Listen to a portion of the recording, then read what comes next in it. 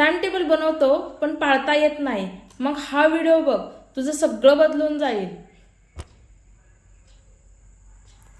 आपण सगळे time table बनवतो पण ते फॉलो करायचं कसं हेच माहीत नसतं.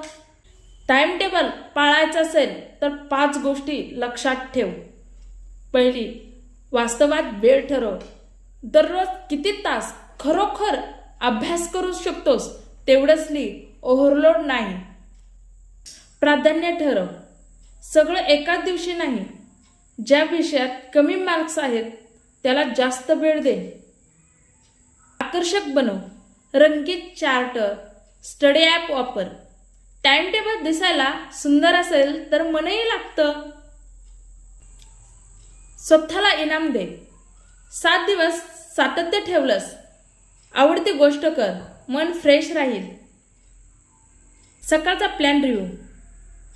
दररोज 5 मिनिटं आजचा दिवस कसा घालवायचा हे बघ.